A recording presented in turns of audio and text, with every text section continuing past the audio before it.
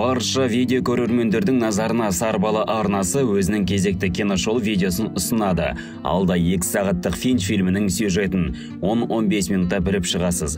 Барлық әлемді ыстық жайлаған заманда жападан жалғыз қалған Финчтің алдағы күні не болмақ? Сәлден соң бірге білеміз. Ал сен тегін лайкқа сараңдық танытпай баса отырып. Фильм басталды. Байқасаңыздар, айнала толықтай шаң басқан. Ауа температурасының да әлде қайда жоғары екенін көресің. Қалың шаңды дауыл арасынан әндете шыққан басты кейіпкер Финч үстіне салқындатқыш скафандр киіп алған болатын. Ол осылай бір ғимаратқа кіреді. Онда өзінің көмекші роботмен бірге өмір сүруіне қажетті дейтін заттар мен азық-түліктерді жинап жүр. Кейін көлігіне отырып картадан осы уақытқа дейін зат іздеген ғимараттарды белгілеп түгендейді. Ал компьютерден шаңды дауылдың жақындап қалған естіген соң қала көшелерімен асыққан күй жүреді. Көліктен әрең шығып шаңды дауылдан үйге кіреді. Финч үйінде күтіп отырған жақыны бар еді. Ол оның жақын досы Иті. Кейіннен үйде отырып жұмысқа кіріседі. Ал робот дайын болғанда оған жетіспей тұрған көзді көмекші роботтан алып, оған жаңа көз алатындығына уәде береді. Ал енді роботты іске қосуға болады. Робот шынында да өте қабілетті болып шыққан екен. Бастапқыда Финчтің сөздерін түсінсе, кейін өзі де сөйлеп оны риза қылады. Оның үстіне миында көптеген мағлұматтарды жинастырған екен. Финчтің осы бір бақытты сәтін мұндағы электр жарығының өшуі бұзады. Кейіннен роботтың ақылы арқылы осында өте үлкен бір күштегі дауылдап аттың келе жатқандығын анықтайды. Финч бұл жаңалықтан қатты қорықты. Әрине, үйде отырып дауылдан қорғана алар, бірақ бұл дауыл 40 күн бойы болады. Осынша уақыт үйінде отырса, аштан өлетіндігі анық еді. Сондықтан алдағы сапарға дайындала бастады. Үйіндегі керек жарақтары мен жейтін тамақтарын жинайды. Ал роботқа денесін кигізіп, оны нағыз адам кейпінде қылады. Кейін оған қадам басуды, жүруді үйретеді.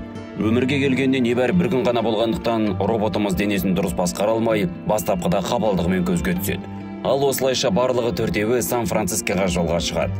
Кейіннен топ жолай кескен қалаларға да кіріп, қараусыз қалған ғимараттардан зат іздеуге кіріседі. Ал осы уақыттың барысында Финч жаңа роботына өзінің ережелерін айтып таныстырады. Ішке кіріп, онда тапқан жүгерін алып шығады. Оны темір қақпаққа төгіп, ыстықтың арқасында кішігірім попкорнның жасалуын тамашалайды. Финчтің осы бір әлемде жалғыз жүргенде қарамастан, өмірден барынша ләззат алуына деген тырысуы адамды таң қалдырады. Бұлар жүрген аумаққа құйын келіп қалған екен. Топ тез арада көліктеріне отырып, қаладан шығып қашуға тырысады. Бірақ ендігіде қашуы мүмкіндігі болмаған соң, Финч көлікті жерге бекіту жоспарына көшеді. Жандағы роботына да осы істі көрсетіп береді. Кейін робот Финчті ішке кіргізіп жібереді. Құйын жақындаған кезде ғана олар ішке кіріп үлгереді. Қатты соққан құйын олардың көлігінің астан кестеңін шығарып, бекіткен жіптері де жерден жұлынып бастайды. Тек соңында ғана бір жіп оларды ұстап қалады. Барлығы аман. Дауыл басылған соң сыртқа шықса, бір баллон жарылыпты. Ал оны алмастыратын баллон бар, бірақ домкрат жоқ. Робот болса көлікті өзі көтеріп, домкраттың жұмысын жасайды. Кешкісін көлік ішінде Финч пен робот әңгімелеседі. Басты тақырып роботқа есім таңдау еді. Робот өзіне әлемдегі ең танымал дейтін адамдардың есімін ұсынса, Финч айтуға оңай, қысқасын таңда дейді. Кейін робот өзі Джефф деген есімді таңдайды. Таңертең Финчтің ұйқысын иттің Джеффқа үрген оятады. Сапар жалғасуда. Жол кезінде Финч пен Джефф біраз әңгімелеседі. Джеффтің өмірге келгеніне кеше ғана болғандықтан, олар үшін айналадағы құбылыстардың барлығы да таңсық емес еді. Финч оған біраз хикаяларын айтып береді. Кейін көлікпен кафеге тоқтайды. Онда Финчтің ауруы келіп, екеуін көліктің ішіне қалдырып, өзі көлеңкемен жүру арқылы кафе ішіне кіріп кетеді. Ауруын басқалардан жасырып, сол жерде болған соң қайтып барып итін алып кетеді. Екеуі қараусыз қалған кафе ішінде өз-өздерін алдастыратып, не заказ береміз деп қояды. Ал осыған дейін бірнеше рет Джефф Финчтан көлік жүргізуге рұқсат беруін сұраған болатын. Тиісінше көлікте жалғыз қалған Джефф музыканы қатты қосып қойып, көлікті жүргізуге кіріседі. Терезеден көліктің жүріп бара жатқан көрген кафе ішіндегілер дереу сыртқа шықса, Джефф көлікте уже соғып тастаған екен. Ал көлеңкеде кете алмай тұрған Финч роботтан көлікте қалған скафандрды алып келуін тапсырады. Айтқанды түсінбейтін Джефф көлікті қайта айдап, Финч тұрған жерге дейін әкеледі. Финч болса оған ұрысып, күнге шықса күйіп қалатындығын көрсетеді. Себебі дәл қазіргі уақытта далада 63 градус ыстық еді. Жол жалғасуда. Финчтің ұрысқан көтере алмаған Джефф ренжіп қалған екен. Ал Финч болса, біраз жол жүріп қауіпсіздеу мекенге келген соң, Джеффке көлік жүргізуге рұқсат береді. Расымен де бара-бара Джефф жақсы жүргізушіге айналып бара жатыр. Топтың сапары солтүстікке келіп тоқтайды. Онда сәл демалыс жариялап, от жағып орналасады. Және аспандағы керемет құбылысқа куә болады. Айта кетсек, бұл жердегі ауа райын салқындау болатын. Ал Джеффте сұрақ пайда болады. Ол Финчтан күндіз ыстық болып жүруі қауіпті болса, неге түнде жүрмеске деп сұрайды. Ал Финч бұл жайлы ойланғанын, бірақ күндіз болатын дауыл ыстық дегендерден сақтануға болады. Ал түнде азық іздеп шығатын аш адамдардан сақтанылмайсың. Олар сені көрген кезде өлтіреді деп жауап береді. Джефф болса өмір көрмеген бала ғой, адамдардың бәрі ондай емес шығар деген ойын айтқан сол екен. Финч ешкімге сенбе деп айқайлап жібереді. Ал роботтың қайта бір жері тырысып, ренжіп жатып қалады. Таңертең Финч ауырып оянады. Кейін оны емдеймін деп талпынған Джефф оның маңдайына салқын мата орайды. Рөлге отыруға егесінің жағдайы жетпегендігін өзі жол бастайды. Солай ұзақ жол жүріп, бір қалаға келіп, онда зат іздеуге көмекші роботын ертіп кіріседі. Екеулеп ғимаратқа кіріп, керек жарақты жинауға кіріседі. Ал ұйқыда жатқан Финч оян келген жерлерін көріп, қандай да бір қауіпті сезгендей, екі роботының артынан ауырып жатса да кетіп қалады. Бұл жердегі оңай табылған заттарға қуанып, өзін табысты іздеуші санап жүрген Джефф көптеген дәрі-дәрмек табады. Ал көмекші робот болса, зат алу оның міндеті болғандықтан, осында жүріп сыйлықтың қорабына көзі түседі. Енді оны алуға қолын созып талпынып еді, бұл тұзақ болып шығады. Өзі қақпанға түсіп, енді соның салдарынан екіге қақ бөлінді. Мұнда әупірімдеп келген Финч болса, көмекшісін көріп, талай жыл бойы бірге жұмыс жасаған роботының осы бір халін көріп, қатты қайғырып, амалсыз роботмен қоштасады. Кейін Джеффті кезіктіреді. Ашулы түрмен оны қарсы алып тұрғанда, мұнда белгісіз дыбыстар шығып, тез көлікке отырып қаладан шығуға қарай қашады. Бұлар көлікпен кетіп бара жатқанда, олардың соңынан тағы да бір көліктің де қуып бара жатқанын көре аламыз. Көлік ішінде рөлді Джеффке беріп, өзі қаруын дайындап, сен қателестің деп айтумен болады. Түнге шейін жол жүріп бұл қаладан қашса да, арттарынан адамның келе жатқанын байқайды. Жағдайдың жаман екенін түсінген Финч, Джеффке тез жүруін бұйырса, роботтың адамдармен келісімге келеміз деген үміті бар. Бірақ Финч басты жолдан сыртқа ауыр көпір астына жүруді бұйырады. Нәтижесінде көліктер кептеліп, онда сыймай соғылып қалады.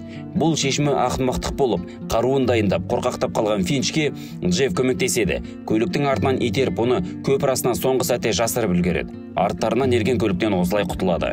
Бірақ осының бәрінен шаршап қалған Финч қатты ашуланады. Көлік ішінде үнсіздік орын алды. Ал Финч бір оқиға айтып береді. Кезінде жер бетін ыстық жайлаған соң, адамдардың барынша азық-түлік үшін таласа бастайды. Тіпті бірін-бірі өлтіруге дейін барды. Сол кездері бомжарит етіп жүрген Финч супермаркеттен әрең дегенде бір лапша табады. Сол уақытта мұнда анасы мен қызы келеді. Олардың азық-түлігі бар екен, ал қолдарында пистолет. Анасы қызына адам көрсең болды ат деп қайта-қайта ескертіп қояды. Кейін мұнда тағы да бір көлік келіп, одан ер адам шығып, әйел мен қызға қару кезденіп, азық-түлікті көлікке салуды бұйырады. Ұзақ қарсыластықтан соң, ер адам екі қызды атып тастайды. Азығын алып, өзі жолмен кетіп қалады. Артынан шыққан Финч олардың ендігіде өліп қалғандығын көреді. Ал кішкене қыздың қалтасынан жыбырлаған бір нәрсені байқайды. Қарасы кішкентай ғана күшік. Әбден қорқып, шарасыз қалған күшік. Аштық адамдарды қан жерге айналдырып, азық көрсе, хайуаннан бетер таласатын қалды. Ал Финчті қорқаққа айналдырды. Таң атып Джефф рөлге отырып, көлік жүргізіп келе жатып, Сан-Франциско көпірінің артында пападан хат атты жазуды оқып, ал негізінде Финч ол хатты көкем жіберген болатын деп айтқан еді. Финч болса ауырып жатыр. Көлік жүргізіп келе жатып, көлікке көбелек соғылып өледі. Ал осыған таң қалған Джефф бақырып Финчті шақырады. Орнынан атып тұрып келген Финчтің бұл ісі зая кетпейді. Себебі тірі жануар көрмегелі көп болған еді. Есікті ашып қолын шығарып көріп еді, былай-былай қараса ешқандай да ыстық емес, күйу байқалмайды. Сосын толық денесімен шығып көрді. Бәрі жақсы. Кейін аспанға қараса, күн бұлттың артына тығылып қалған екен. Кейін күн ашылады. Финчтің бетіне күн сәулесі түсіп еді, біраздан берге осы бір күн сәулесіне деген сағыныш сезімі Финчтің бойында тасып, ол бір рахаттанса, кейін айналасында болып жатқанда түсінбей, әрлі-берлі жүріп көргені сол еді, көбелектермен өсіп тұрған гүлдерді байқайды. Бұл жердегі жағдайдың қайта қалпына келіп бастағанын түсінген Финч қатты қуанып айқайлайды. Тек бұл жер емес, айналада осындай гүлдер самсап өсіп тұр екен. Финч өзінше әдемілеп, ақ костюм мен ақ шляпасын киіп, осы бір күнді ерекше мереке ретінде өткізу шешеді. Кейін бірге топ болып, күн астына шатыр құрып орналасады. Джефф болса кеше түнгі ұйқы кезінде көзіне Сан-Франциско көпірі келгендігін айтып, бұл не болды деп таңырқай сұрайды. Сөйтсе робот түс көрген екен. Ал кейін сұрағы таусылмайтын роботымыз осы көпірдің белгіленген суретінің артында папа дегенді түсіндіріп беруін сұрайды. Финч болса, кезінде оның әкесі олар балалардан кетіп саяхаттау сынды істермен айналысып кетеді. Арада біраз уақыт өтіп, оған әкесі осы суретпен хат жіберіп кездескісі келетіндігін айтады. Бірақ та бара алмай ақшасы жетпесе, кейіннен жаһандық жылыну басталып, сол күйі қалған екен. Ал Финчтің көпірден бала кезден бері суреттерден, видеолардан қарау арқылы қызықтап өміріне бір рет болсын көріп қалуды армандаған екен. Ал осы сөздерден соң орнынан атып тұрған Джефф дәл қазір көпірге аттансақ жетеміз дейді. Ал Финч қысқа жауап береді: мен өлемін, Джефф, және де солай болған жағдайда да сен менің итіме қамқор болам деп уәде бер. Джефф келіскендей басын изейді. Финч итін ойнату үшін допталып шығып лақтырады. Кейін әкеліп берген соң алдағы уақыттарда иті Джеффке үйренсе беру үшін оған допты лақтыруды ұсынады. Ол лақтырғанмен иті қайта Финчке келеді. Осылайша 2-3 мәрте қайталап еді, иті сонда да Финчке келді. Финч осылардың ойына мәз болып қарап отыр еді, ол қайта ұрады. Оны көлік ішіне апара жатыр еді. Финч болса саған рахмет деп Джеффпен құшақтасып қоштасады. Ішке итмен бірге кіріп, оны жуындырып екеуі бірге жатады. Бір қолмен итін сипалап жатқан Финчтің бір қолы бір кезде тоқтай қалды. Ит те жалт қарап, кейін тіпті улай бастады. Ауруынан қайтыс болған Финч денесін орап қоштасады. Ертесі күні Джефф итке тамақ беріп, Финчтің айтқандарын орындай бастайды. Кейін жалғыз далада бас салбырап отырса, ит келіп доп лақтыршы дегендей қимыл жасайды. Кейін екеулеп допты лақтырып ойнайды. Ертесі күні Джефф қайта көліктің рөліне отырып, Финч армандап кеткен Сан-Франциско көпіріне жолға шығады. Жанында ендігіде серігі иті бар. Көпірге жеткен соң Финч, Джефф және де иті үшеуі салынған фотоны сондай іліп, екі дос бірге жүреді. Міне осылайша шолуымыз мәресіне жетті. Қайсы болсын шолуымыздан көріп отырған адам, титтей де болсын бір ойға түйер ақыл мен сабақ алса бізге жақсы. Фильм жайлы ой пікірлеріңізбен алған әсерлеріңізді комментарийде міндетті түрде жазайық. Ал лайк басуға ерініп отырғандар болса, біз сағаттап жасаған видеоға 1 секундыңызды қия алмасаңыз, сіздің әділетті болмағаныңыз. Келесіде кездескенше аман сау болайық.